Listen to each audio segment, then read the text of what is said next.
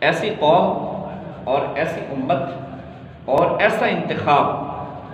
اللہ تبارک و تعالیٰ نے کسی اور نبی اور کسی اور رسول کو نہیں عطا فرمایا، جو امت، جو منتخب لوگ رسول اللہ صلی اللہ علیہ وسلم کو اللہ تبارک و تعالیٰ نے عطا فرمایا۔ اس لیے ہمارے لیے بڑے اعزاز کی بات ہے کہ ہم حضور نبی اکرم صلی اللہ علیہ وسلم کی امت میں سے، جس امت میں شامل ہونے کی نبیوں نے بھی خواہشات کی۔ اب اس امت کی جو تعلیم ہے، جو تربیت ہے، جو اس امت کو پیغام دیا گیا ہے، وہ پیغام، وہ تعلیم، وہ تربیت، وہ حسن خلق، وہ عادات، وہ آداب بھی کسی اور امت کو عطا نہیں کیے گئے۔ ان عادات و اطوار میں اور اخلاقیات میں ایک چیز یہ بھی شامل ہے، اللہ فرماتے ہیں وَلَا تَسُبُّوا الَّذِينَ يَدْعُونَ مِن دُونِ اللَّهِ فَيَسُبُّوا اللَّهَ عَدْوًا بِغَيْرِ عِلْمٍ۔ اگر کافر تمہارے خداؤں کو برا بھلا کہتے ہیں تو تم ان کے خداؤں کو برا بھلا نہ کہو۔ تم ان کے جن کی وہ پوجا کرتے ہیں خدا کو چھوڑ کر، کوئی بتوں کے پجاری ہیں، کوئی چاند سورج کے پجاری ہیں، سمندر کے پجاری ہیں، یا اپنا پانیوں کی پوجا کرتے ہیں، آگ کے پجاری ہیں، ستاروں کے پجاری ہیں، تو اللہ فرماتا ہے تم ان کے جو معبود ہیں ان کو برا بھلا نہ کرو۔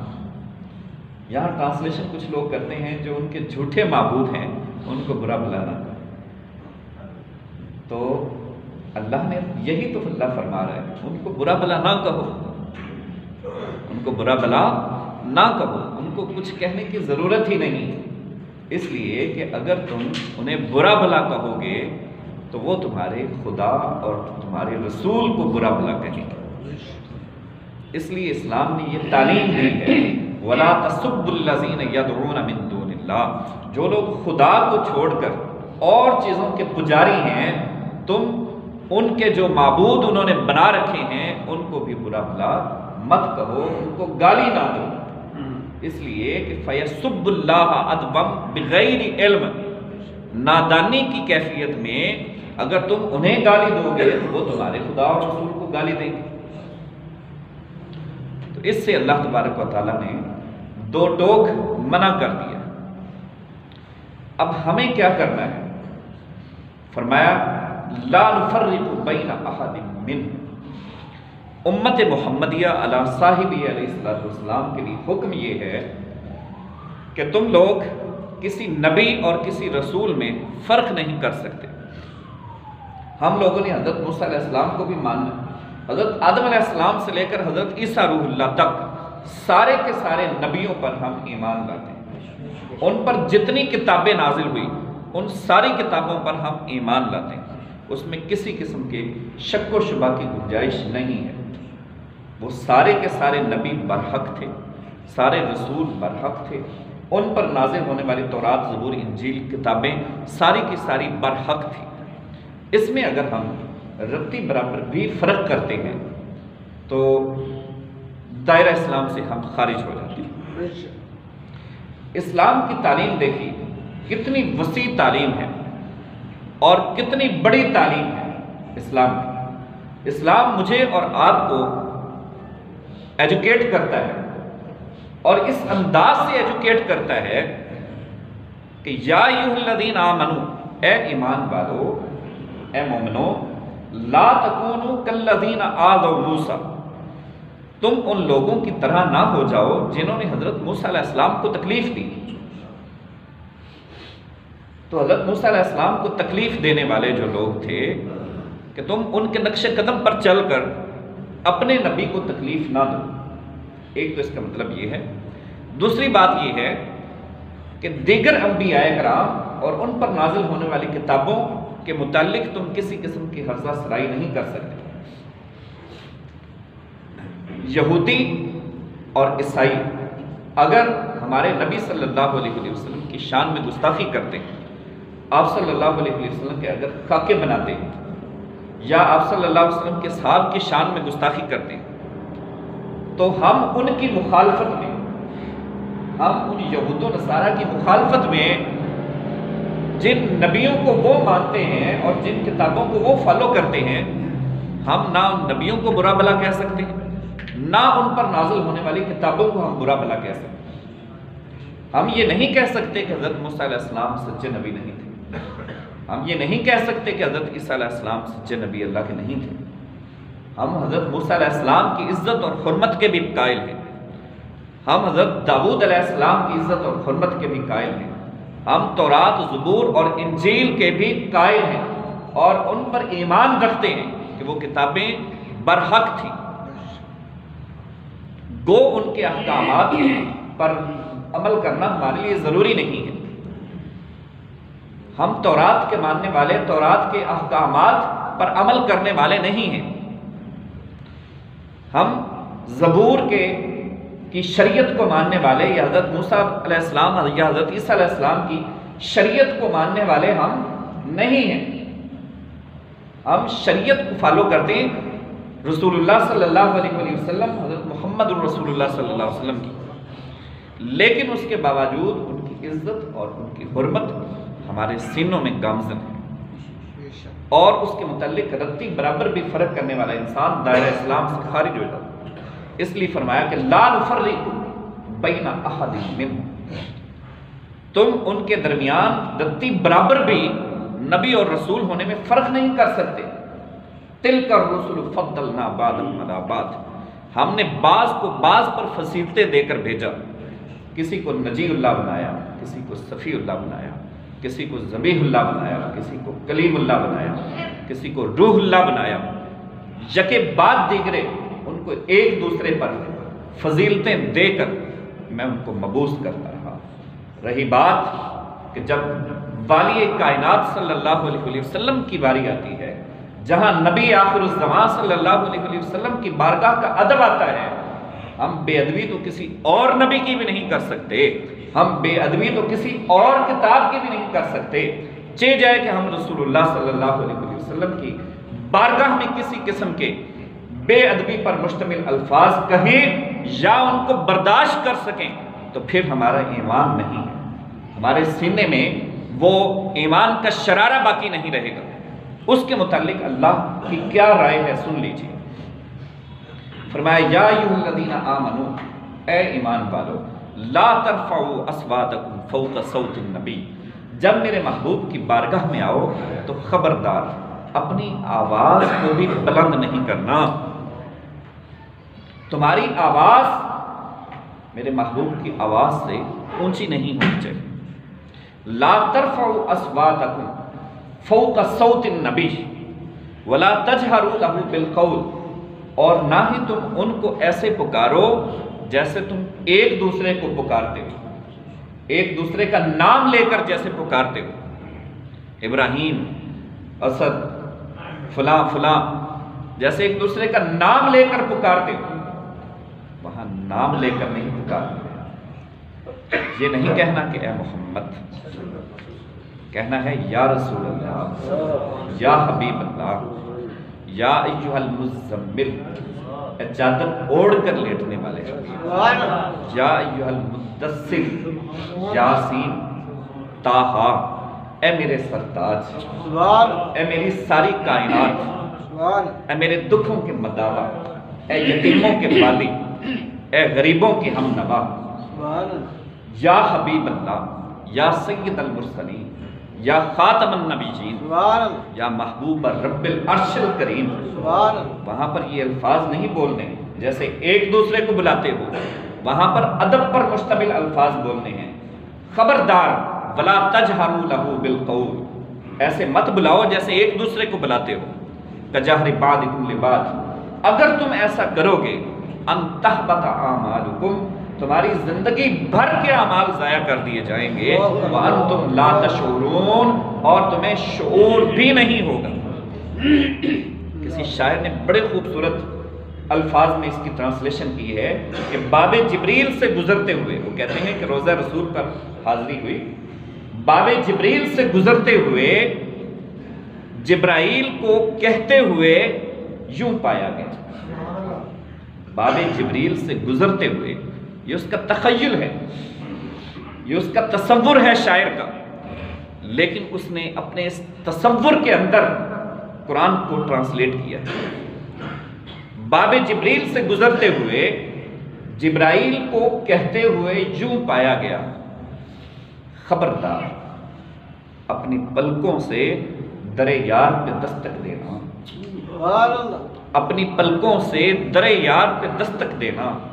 اونچی جو آواز ہوئی عمر بھر کا سرمایا گیا۔ یہاں پر جو تم آئے ہو تو یہ بارگاہ وہ بارگاہ ہے جہاں پر تمہاری اونچی سانس بھی ہو جائے گی تو تمہاری عمر بھر کا سرمایہ جاتا رہے گا۔ نفس گم کرد میں آیت جنید و با یزیدی جا، ادب گاہے زیر آسماں از عرش نازک تر، نفس گم کرد میں آیت جنید و با یزیدی جا۔ خبردار یہاں پر آنا ہے تو اپنی سانسیں بھی بند کر کے آنا ہے، تمہاری اونچی سانس بھی نہیں ہونی چاہیے۔ یہاں جنید اور با یزید جیسے لوگ بھی آتے ہیں تو وہ بھی ڈر کر آتے ہیں اور اپنی سانسیں بند کر کے یہاں پر آتے ہیں۔ نفس گم کرد میں آیت جنید و با یزید ہی جا، یہ اس بارگاہ کا ادب ہے جو سکھایا جا رہا ہے۔ اب چہ جائے کہ کوئی شخص چاہے وہ پاکستان کے اندر ہو، چاہے وہ عرب کے اندر ہو کسی ملک میں، چاہے وہ جو ہے یورپین کنٹریز میں سے کسی ملک کے اندر ہو، جہاں کہیں بھی رسول اللہ صلی اللہ علیہ وآلہ وسلم کی شان میں بے ادبی ہوتی ہے تو مومن وہ ہے جو اسے برداشت نہ کرے۔ اللہ بھی اس کو برداشت نہیں کرتا، اللہ بھی اس کو برداشت نہیں کرتا، اور مومنوں کے لیے حکم ہے کہ تمہارا ایمان بھی تبھی مکمل ہوگا جب تمہارے سینے میں عشق مصطفیٰ کا شرارہ باقی رہے۔ اب اس پر ہمارا ریئیکشن کیا ہونا چاہیے؟ کچھ لوگ اسلام دشمن طاقتیں، طاغوتی قوتیں، اور کچھ نام نہاد مسلمان ان طاغوتی قوتوں کو خوش کرنے کے لیے وقت کے دہریے ہر دور میں کسی نہ کسی روپ میں رہیں، اپنوں کے اندر بھی چھپے رہیں، بیگانوں میں بھی رہیں، وہ چاہے اپنا بزنس چمکانے کے لیے کرتے ہیں یہ حرکتیں، وہ گو مسلمانوں کو اذیت دینے کے لیے یہ حرکتیں کرتے ہیں، مسلمانوں کے درمیان دشمنیوں کی دیواریں کھڑی کرنے کے لیے یہ کام کرتے ہیں، یا سوشل میڈیا پر ہماری عزت اور ہماری حرمت اور اسلام کے سٹیٹس کو گرانے کے لیے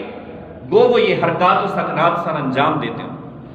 اس کے لیے ہمارا ریئیکشن کیا ہونا چاہیے؟ ہم تو عام مسلمان ہیں نا معاشرے کے، نہ تو ہم کسی ملک کی صدارت ہمارے پاس ہے، نہ تو ہم کسی مذہبی جماعت کے لیڈر ہیں، نہ ہم کسی جو ہے وہ بہت بڑی خانقاہ میں بیٹھے ہوئے ہیں کہ ہمارے ساتھ بہت سارے مریدوں کا جو ہے جمگڈا ہو ہمارے ساتھ اور ہم ان کی طاقت کو استعمال کر سکیں۔ ہم تو ایک نہتے مسلمان ہیں نا، ہم تو ایک معاشرے کا حصہ ہیں۔ ہمارا ریئیکشن کیا ہونا چاہیے؟ ہمارا اس پر رد عمل کیا ہونا چاہیے؟ پہلے سن لیں کہ اس پر خدا کا رد عمل کیا ہے، پھر میں بتاتا ہوں کہ ہمارا رد عمل کیا ہونا چاہیے۔ دو ٹوک الفاظ میں، تاریخ شاہد و عادل ہے اور قرآن گواہ ہے کہ نبی اکرم صلی اللہ علیہ وسلم نے جب آپ پر یہ آیت نازل ہوئی وَأَنذِرْ عَشِيرَتَكَ الْأَقْرَبِينَ، اے حبیب صلی اللہ علیہ وسلم اپنے رشتہ داروں کو، اعزہ و اقارب کو ڈرائیے اور ان کو بتائیے کہ یہ جو تم 360 بتوں کی پوجا کر رہے ہو اور اپنے گھر میں سجا کر بیٹھے ہوئے ہو، یہ حقیقی معبود نہیں ہے، اللہ ایک ہے، وحدہ لا شریک ہے۔ آپ صلی اللہ علیہ وسلم نے لوگوں کو انوائٹ کیا، صفا کی چوٹی پر کھڑے ہوئے، آپ صلی اللہ علیہ وسلم نے خطبہ ارشاد فرمایا اور فرمایا کہ اے لوگو، یا معشر القریش، اگر میں تمہیں کہوں کہ اس پہاڑی کے پیچھے دشمن کی فوج آ رہی ہے تو میری بات کو تسلیم کرو گے؟ انہوں نے کہا ہاں، ہم نے آپ سے کبھی آپ کے زبان سے جھوٹ نہیں سنا، آپ سچے ہیں، سچے باپ کے بیٹے ہیں، لہٰذا ہم اس بات کو تسلیم کرتے ہیں کہ واقعی پہاڑی کے پیچھے دشمن کی فوج آ رہی ہے۔ آپ نے فرمایا جب مجھے صادق بھی کہتے ہو، امین بھی کہتے ہو، تو پھر مان لو انا رسول اللہ، میں خدا کا رسول ہوں۔ قولوا لا الہ الا اللہ، کہو کہ اللہ ایک ہے، 360 بتوں کی پوجا کو چھوڑ دو۔ جب یہ حق کی بات کہی اور ان کو دعوت دی اسلام کی، سارے کے سارے تتر بتر ہو گئے، بھاگ گئے وہاں سے۔ وہ سب سے پہلا دنیا کا بدبخت شخص جس نے رسول اللہ صلی اللہ علیہ وسلم کی شان میں دانستہ طور پر گستاخی کی، وہ ابو لہب تھا، اور آپ کا سگا چچا تھا، اور اس نے زمین سے پتھر اٹھایا اور پتھر اٹھا کر آپ صلی اللہ علیہ وسلم کی طرف پھینکا، اور اس نے معاذ اللہ نقل کفر نہ باشد یہ الفاظ کہے کہ اے محمد تبا لکی ھذا، تمہارے ہاتھ ٹوٹ جائیں، تم نے اس لیے ہمیں یہاں پر بلایا تھا۔ آپ صلی اللہ علیہ وسلم کا ریئیکشن کیا؟ آپ صلی اللہ علیہ وسلم خاموش رہے۔ آپ تو رحمت للعالمین بن کر تشریف لائے تھے، نہ آپ کی زبان سے کسی کو تکلیف پہنچتی، نہ آپ کے ہاتھ سے کسی کو تکلیف پہنچتی۔ خدا کو تو یہ بات گوارا ہی نہیں تھی، اس لیے کہ اللہ تبارک و تعالیٰ نے آپ کو رحمت للعالمین کا پیکر اتم بنایا ہے، تمام جہانوں کے لیے رحمت بن کر تشریف لائے ہیں۔ آپ صلی اللہ علیہ وسلم تو خاموش رہے، لیکن زبان ازدی خاموش نہ رہ سکی۔ اللہ کو برداشت نہ ہوا، فرمایا کہ تو نے میرے محبوب کو تانا دیا ہے، تو نے میرے محبوب کو بات کی ہے۔ ابو لہب تبت یدا ابی لہب وتب، تمہارے دونوں ہاتھ ٹوٹ جائیں، تمہارے دونوں ہاتھ ٹوٹ جائیں، تو جہنمی ہے، تیرا بیڑا غرق ہو جائے، نہ تیرا مال تجھے کچھ فائدہ دے گا، تو بھی جہنم میں جائے گا، تیری بیگم بھی جہنم میں جائے گی۔ قیامت تک کے لیے قرآن کی آیت بنا کر اللہ نے نازل فرما دی۔ نعرہ تکبیر، نعرہ رسالت، نعرہ رسالت، نعرہ حیدری، علماء اہل سنت۔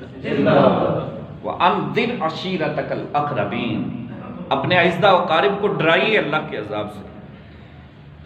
پھر جب یہ آیت نازل ہوئی، یا ایھا المدثر قم فانذر وربک فکبر وثیابک فطہر والرجز فہجر،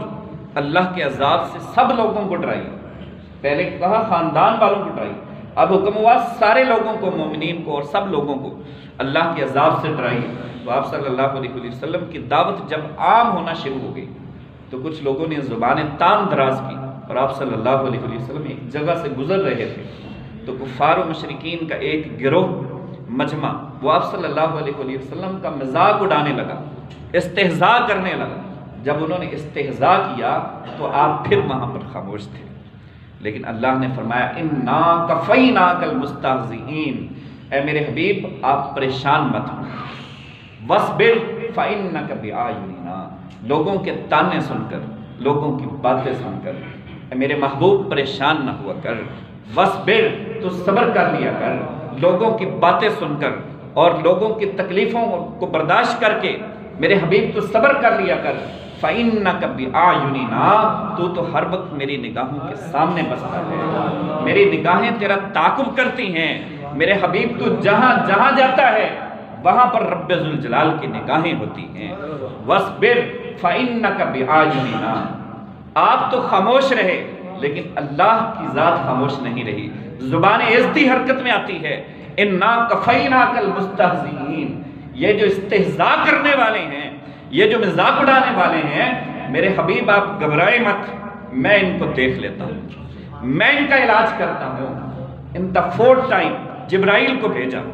وہ جو 600 پر تھے ایک پر کافی تھا، اور اس پر کے ذریعے ان کے منہ پر ایسا تمانچہ مارا کہ جیسے تیروں اور تلواروں کے ذریعے کسی نے ان کو چھلنی کر کر رکھ دیا ہو، وہیں پر اللہ نے ان سب کو واصل جہنم کر دیا، تڑپ تڑپ کر وہاں پر واصل جہنم ہو گئے۔ خدا کو یہ گوارا نہیں ہے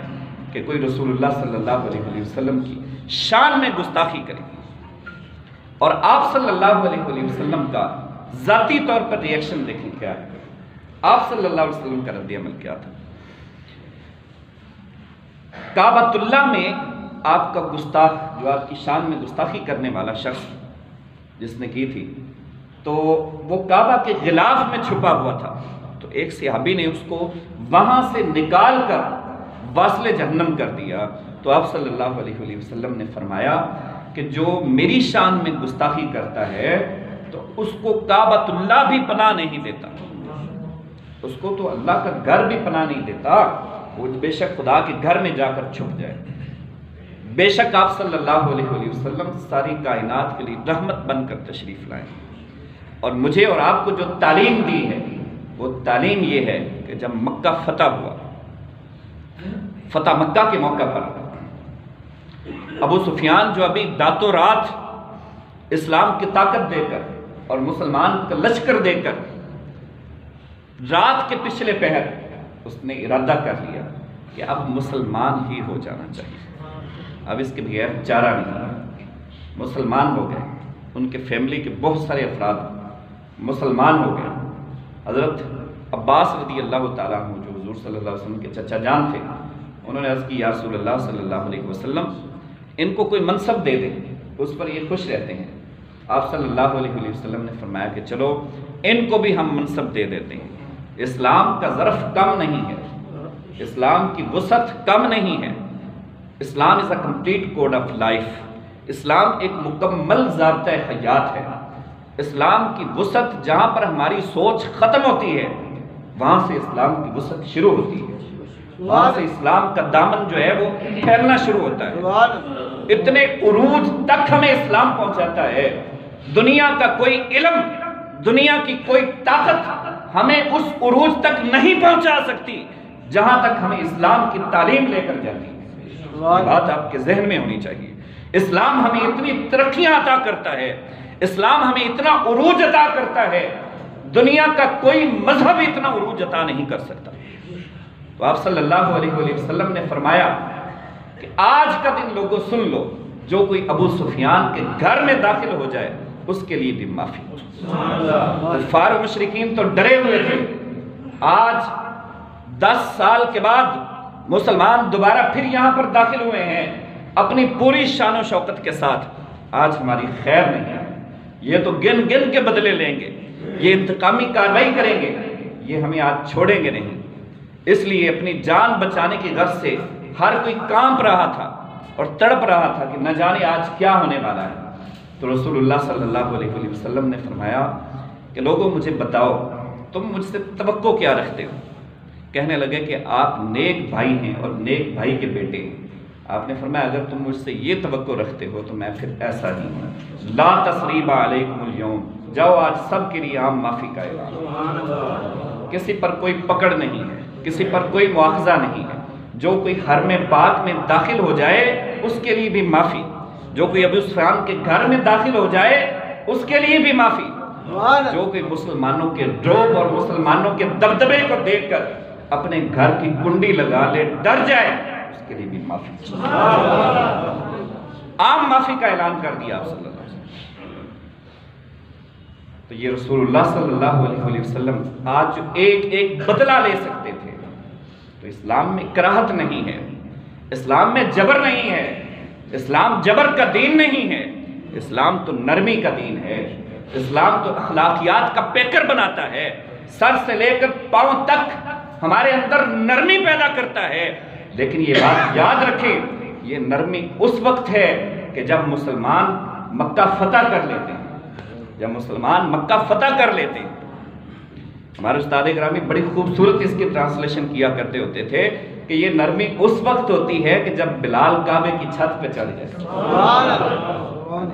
تو یہ نہیں کہ تم لوگ جو ہے وہ مرعوب ہو کر پھرتے رہو اور ان کے خوف زدہ ہو کر اسلامی طاغوتی قوتوں سے جو ہے زندگی گزارتے رہو اور جو کچھ وہ چاہے بکواسات کرتے رہیں اور اسلام کے خلاف ہرزہ سرائی کرتے رہیں، اور ہم کہیں کہ نہیں جی ہم تو نرمی اختیار کرتے ہیں، ہم نرمی، یہ یہاں پر نرمی کا حکم نہیں ہے۔ نرمی کا حکم وہاں پر ہے کہ جب مکہ فتح ہو جاتا ہے، جب مسلمان پوری دنیا پر غالب ہو جاتے ہیں اور ہر چیز پر مسلمان قابض ہو جاتے ہیں، وہاں پر نرمی کا حکم ہے۔ آج ہمارے حکمران بڑے فخر سے کہہ رہے ہیں کہ جی انہوں نے معافی مانگ لی ہے فرانس کی گماشتوں نے۔ کس سے معافی مانگ لی ہے؟ اللہ فرماتے ہیں یحلفون باللہ لکم، اے میرے حبیب وہ آپ کے سامنے قسمیں کھاتے ہیں کہ ہم نے معافی مانگ لی، لوگوں کے سامنے قسمیں کھا کر کہتے ہیں کہ ہم نے معافی